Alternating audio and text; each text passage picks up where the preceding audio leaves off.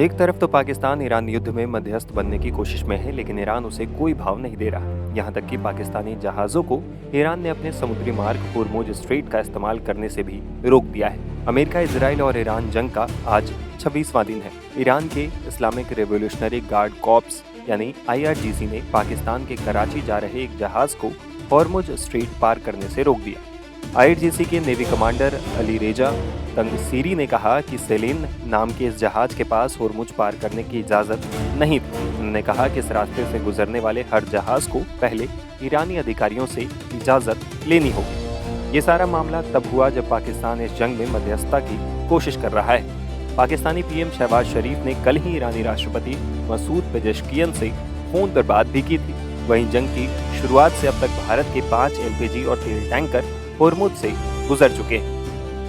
इनमें जग वसंत, pipe gas, Shivalik, Nanda Devi और जग लाडकी शामिल हैं। युद्ध के कारण होर्मुज स्ट्रेट समुद्री रास्ते से जहाज़ों की आवाजाही अभी भी बहुत कम है, जिससे दुनिया में बड़ा ऊर्जा संकट पैदा हो गया है।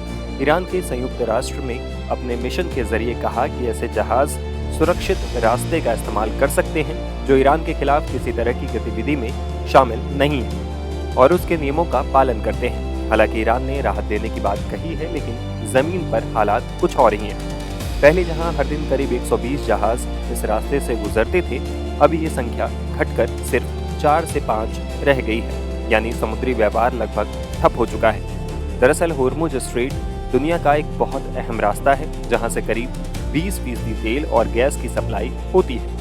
एक्सपर्ट्स का कहना है कि अगर स्थिति ज्यादा समय तक रही तो तेल की कीमत $150 से $200 प्रति बैरल तक जा सकती है, जिसके बाद सारी दुनिया को महंगाई और किल्लत से जूझना पड़ सकता है। अधिक जानकारी दे रहे हैं विदेशी मामलों के जानकार रोविंदर सचदेवा।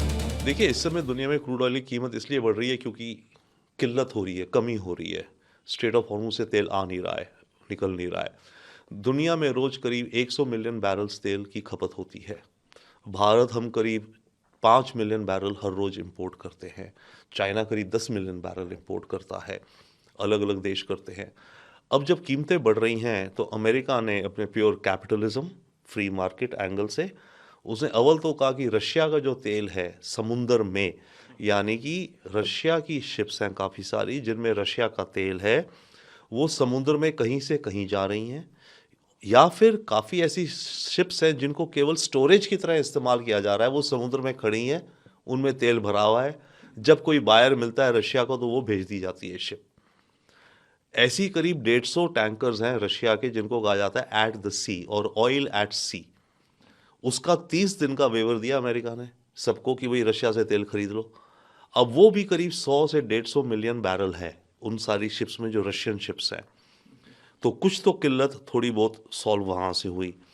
अब जब मामला और सीरियस और प्राइस प्रेशर दिखा तो अमेरिका ने अब ये अनाउंस कर दिया कि ईरान की भी काफ़ी सारी शिप्स हैं जिनमें तेल भरे हुए हैं, या तो वो किसी डेस्टिनेशन में जा रही हैं या वो भी समुद्र में खड़ी हैं ऑयल को स्टोर करके, और जब उन्हें बायर मिलता है वो फिर उस तरफ चल देती है।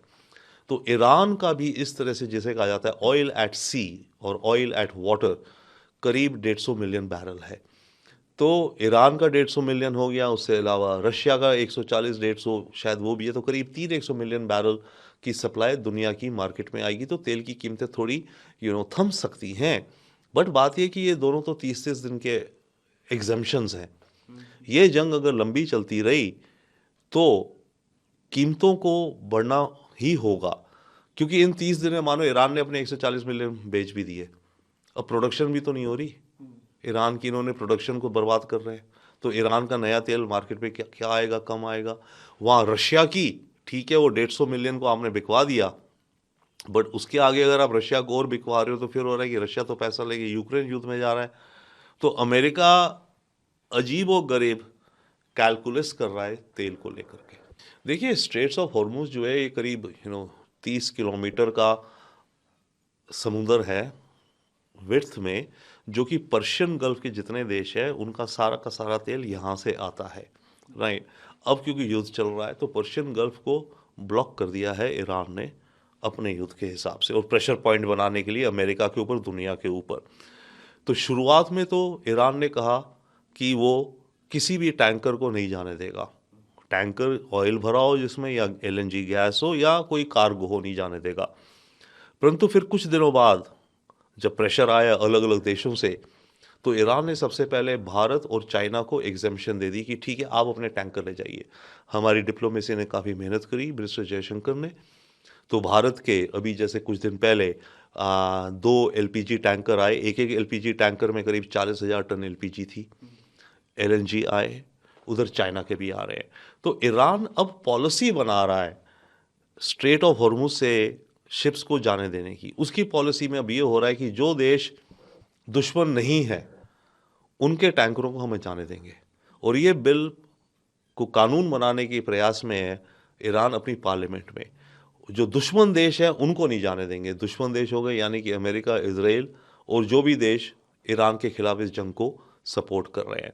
तो अव्वल तो एक ये हुआ। दूसरा ये हो रहा है कि जो भी शिप्स जाएंगी, चाहे मेरे फ्रेंडली नेशंस की भी, हम उनसे एक टोल टैक्स यानी कि चुंगी लेंगे एक तरह से। ओके। और खबर ये है कि अभी कल एक टैंकर ने करीब $2 मिलियन यानी कि ऑलमोस्ट मान लीजिए 20 करोड़ रुपए दिए हैं क्रॉस करने को। तो ऐसे में ईरान की पॉलिसी शायद ये होगी, जो उसके फ्रेंडली देश हैं उनसे वो टोल कम लेगा, मानो $1 लाख, $2 लाख।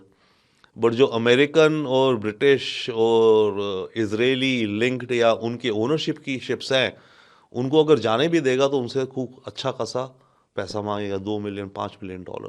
तो ये फिलहाल ईरान की पॉलिसी, अगर हम कहें स्ट्रैटेजी बनती दिखती है।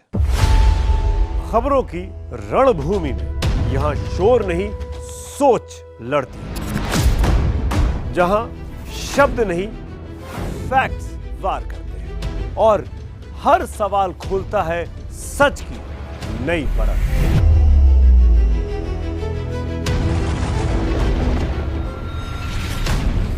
चक्रव्यूह आपके अपने सुमित अवस्थी के साथ सोमवार से शुक्रवार शाम 6:57 पर टाइम्स नाउ नव भारत पर। जीरो हमने इन्वेंट किया, हमने बताया दुनिया को, जहां योग है वहां रोग नहीं। सबसे पुरानी सभ्यता है हमारी। गुलामी से तो और देश भी लड़े भाई, पर आजादी के लिए अहिंसा का रास्ता बस हमारा था। अपने पसीने से जमीन सींचता किसान और घर में घुसकर मारने वाले जवान, बस इसी मिट्टी ने जने। इसके हाथ ने जब थामा जज्बा तो इतिहास रचे। कदम बढ़ाए तो चांद का वो हिस्सा चूमा भाई, जहां कोई कभी नहीं पहुंचा। आज पूरी दुनिया में शान से लहरा रहा है तिरंगा, और इसके पीछे है गर्व से भरी अनगिनत कहानियां जो लिखी जा चुकी हैं और लिखी जा रही हैं, जिन्हें मैं सुनाऊंगा राष्ट्रगर्व रोज शाम 6:25 पर।